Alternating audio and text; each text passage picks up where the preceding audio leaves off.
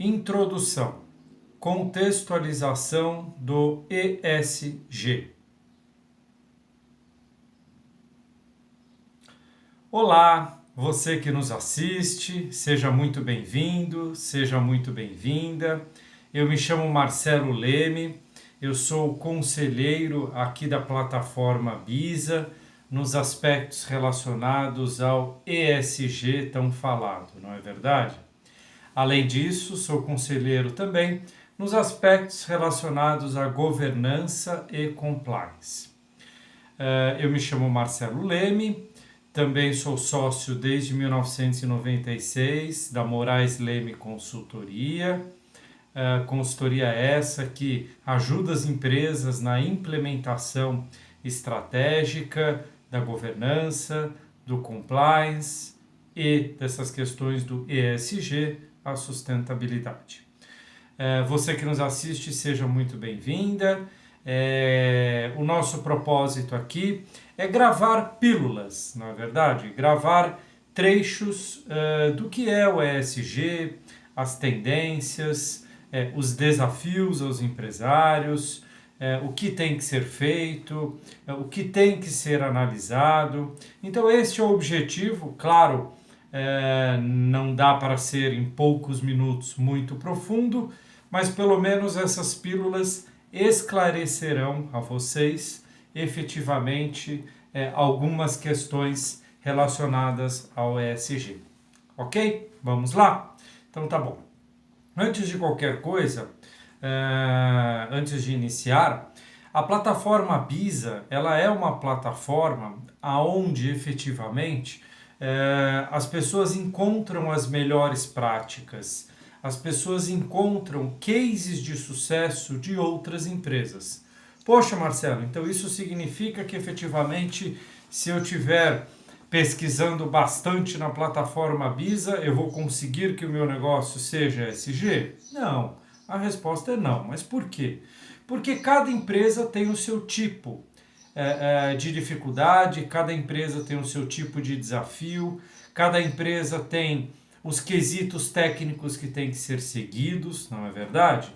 Então, por mais, inclusive, que sejam empresas de um mesmo segmento, não adianta a gente querer copiar o que a nossa empresa concorrente está fazendo, porque às vezes para nós não vai funcionar, certo?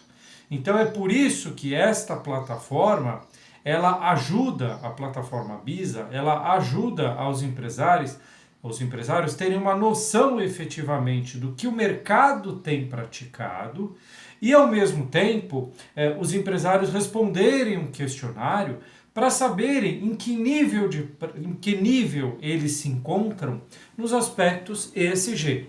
E, a partir daí, conversar com os nossos consultores, não é verdade? Hoje nós temos, para vocês terem uma ideia, mais de 450 cases certificados, com mais de 250 especialistas em 25 países.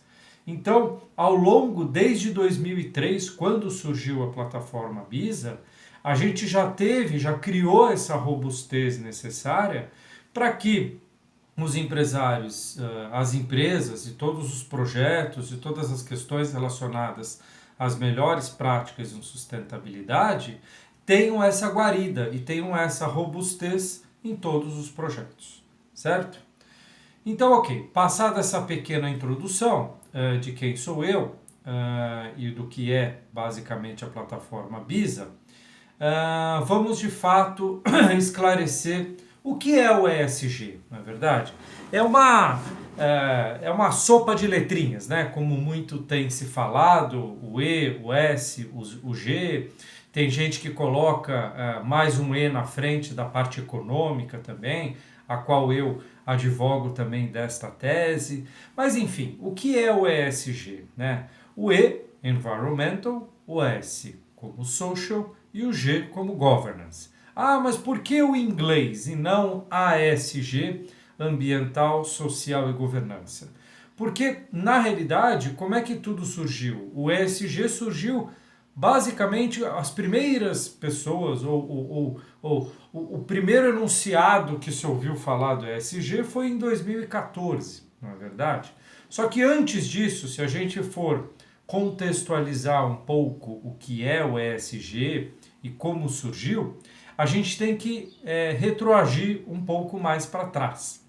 Então, no início dos anos 2000, ou até um pouquinho antes ainda, tivemos a Rio 92. Quem esteve na Rio 92 daqui?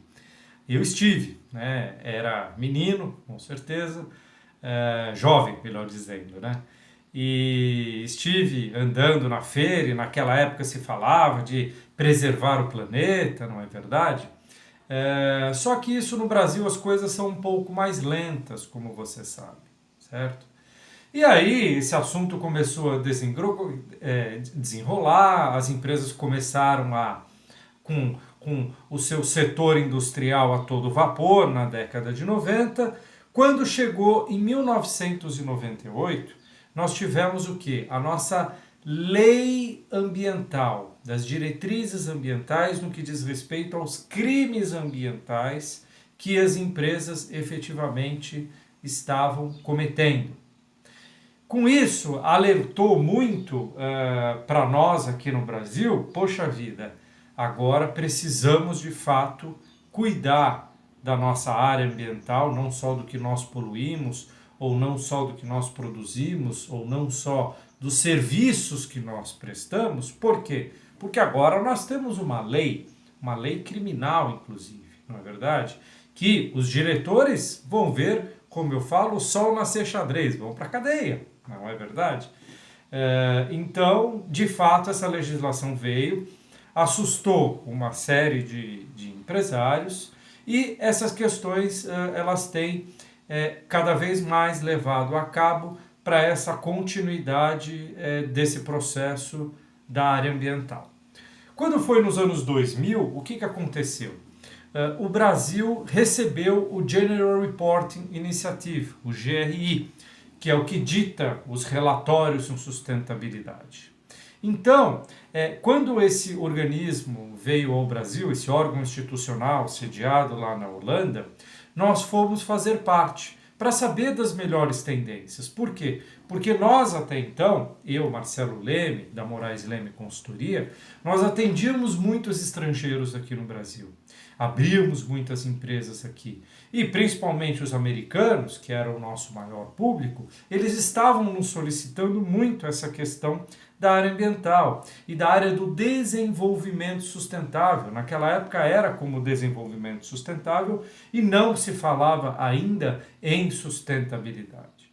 Então, fizemos parte, começamos a entender parte do GRI, começamos a entender o que seriam essas tendências em sustentabilidade. E ao longo do tempo nós viemos caminhando com essas diretrizes. Veio julho de 2002, aonde a Sarbanes-Oxley, a SOX, como bem conhecida, uma legislação americana que nós tivemos que ir para lá entender também, junto com o Foreign Corrupt Practices Act, o FCPA, tivemos que entender também. E o que isso tem a ver com ESG? Tem a ver que tanto a SOX quanto o FCPA dizem respeito a todo um critério de governança, que é o G do ESG, que as empresas têm que ter. Então nós tivemos que ir para fora estudar e quando retornamos ao Brasil, implementamos de fato isso nas empresas, ok? Bom, passado isso, o tempo veio caminhando. Em 2014 nós tivemos a nossa lei anticorrupção, quando inclusive tivemos a nossa Copa do Mundo, você está lembrado? E essa lei anticorrupção veio muito rechaçar essa questão da corrupção, ou de propinas, ou de ter as empresas um critério de governança muito mais bem aceito e muito mais ordenado dentro da empresa, que de fato tem novamente a ver com o G da governança.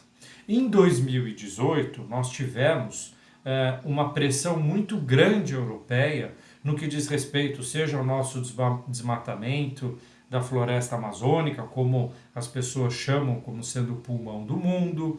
Depois nós tivemos em 2019 o Business Roundtable, que foi uma reunião com 180 empresas, as mais poderosas nos Estados Unidos, onde confirmaram de fato que as empresas elas devem investir e cada vez mais colocar todos os seus projetos com base, ou seja, dentro do seu core business, dentro do seu negócio principal, ter o ESG, ter os princípios de governança, compliance, o social e o ambiental. Portanto, esse encontro veio confirmar muito. Nós tivemos a BlackRock, através do Larry Fink, o seu presidente, que é a maior gestora de ativos do mundo, onde ele confirmou essa questão também de um capitalismo voltado para a sustentabilidade, voltado agora para o ESG. E por fim nós tivemos, início do ano de 2000, o Fórum Davos, onde veio trazer o tema do Fórum Davos de 2020, de janeiro de 2020, foi o capitalismo de stakeholders, portanto, o capitalismo de stakeholders, o capitalismo de todas as partes envolvidas, ou seja, significando que todas as empresas devem estar atentas não só ao seu lucro, mas também a olhar todos esses stakeholders, todas essas partes envolvidas, para que deem um tratamento melhor. O Fórum Davos de 2021 será sobre o grande reinício, The Great Reset, portanto, para mostrar cada vez mais um futuro mais justo, mais sustentável e resiliente. Nós tivemos com isso, esse foi o caminhar, esse foi o histórico de fato do ESG. Nós tivemos com isso também uma pesquisa da McKinsey que foi feita no ano de 2019, onde 600 CEOs de empresa participaram, onde foi demonstrado e foi comprovado de fato que as empresas que investiram o seu capital em projetos de sustentabilidade que haviam previsto um retorno financeiro, o Return on Investment, o ROI, em até 10 anos, nos business plans até então realizados, ficaram muito surpresas, que esse capital retornou em 5 anos. Veja só, isso em 2019 fizeram essa pesquisa. Em 2009 não tinha tantos conhecimentos quanto nós temos agora. Então vocês imaginem atualmente quem investir nisso, o quão rápido, o quão resiliente vai ser esse retorno deste capital. Isso é só para vocês terem uma ideia, né? Então, de fato, o objetivo de se implementar o ESG, essa nova prática, esse novo processo, ele se trata basicamente do quê? De um processo de inovação que as empresas têm que ter. Esta inovação é relacionada a quê? A todos os processos internos e eventuais novas ações que a empresa tem que fazer ou novas ações que a empresa se propõe a conduzir. Então o ESG na prática, ele ajuda as empresas a terem mais transparência, a terem mais coesão e conseguirem cada vez mais conduzir de uma forma melhor e perene, ou seja, com mais transparência e perenidade e lucratividade nos seus negócios, sendo que todos os departamentos da empresa eles devem estar atrelados a essas práticas, certo? Então, o ESG ele garante, ele traz essa perenidade. Existem inclusive diversos estudos que comprovam, se vocês derem um Google, a lucratividade com ESG, no próprio Google tem diversos artigos, e não só artigos como métricas, que comprovam e provam que as empresas que têm ESG acabam tendo uma lucratividade maior.